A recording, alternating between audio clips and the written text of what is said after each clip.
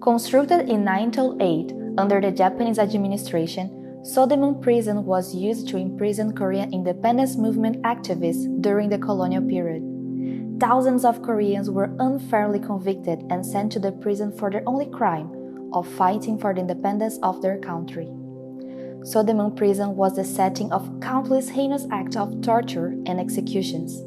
Many Koreans sacrificed their lives here for their country. This prison is a memorial that honors and pays tribute to those who gave up their lives. It serves as a stark reminder of those sacrifices.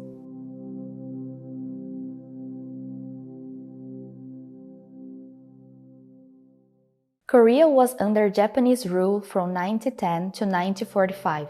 On March 1, 1919, a number of independence protests took place all over the Korean peninsula.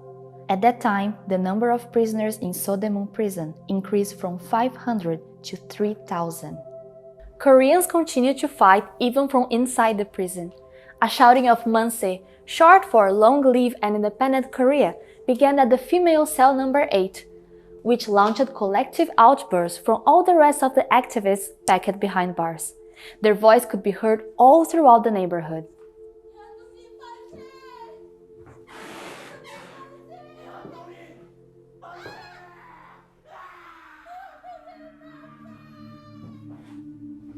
Yu Kwon-sun, an 18-year-old high school student, was captured as the female leader of the rebellion and was tortured to death.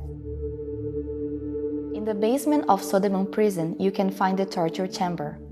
At that time, the Japanese used various forms of torture to suppress and punish Korean activists. They induced pain by piercing sharp, needle-like skewers beneath prisoners' fingernails.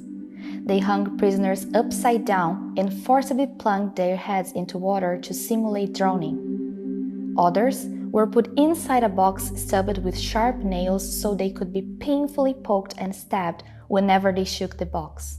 Another form of torture inflicted by the Japanese was inside this wooden coffin.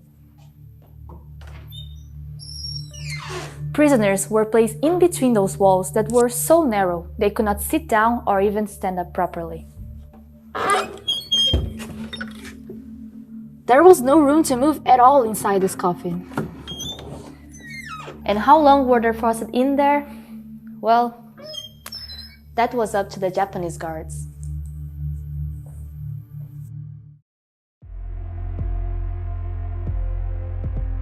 Physical torture was brutal, but psychological torture was just as horrifying. While waiting for interrogation, the prisoners could hear the painful screams of those being tortured. Other unthinkable torturous acts inflicted by the Japanese included dismembering limbs and extremities, peeling skin off their bodies, and rupturing internal organs. There is a story of two trees that were planted at the same time here in Seodaemun Prison. One of those trees is right here next to me. For a long time it was tall and healthy until recently collapsed due to old age. But the other one was planted inside the execution building, and it has been that for many years.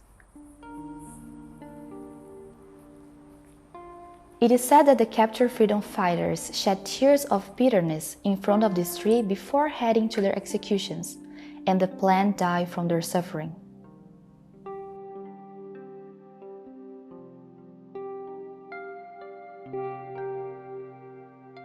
The execution building is a wooden building isolated from the outside, with walls 5 meters tall.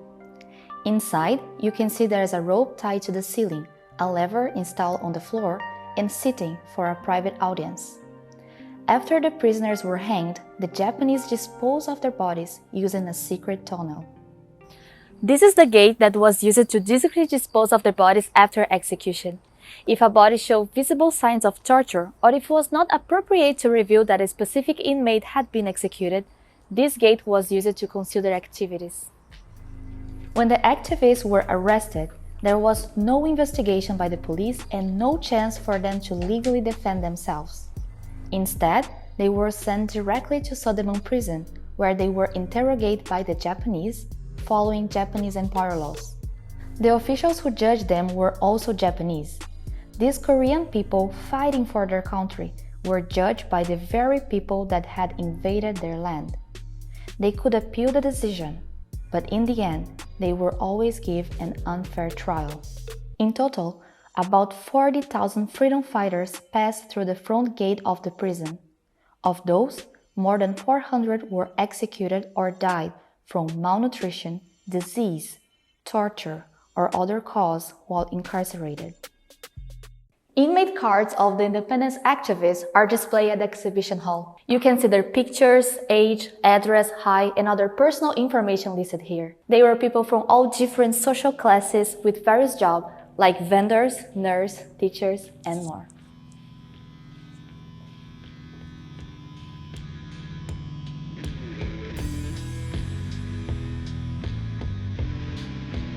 Today, the memorial pays tribute to all the brave men and women who dedicate their lives for their country.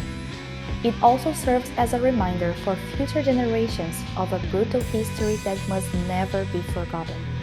We must always remember the past and create a brighter future moving forward.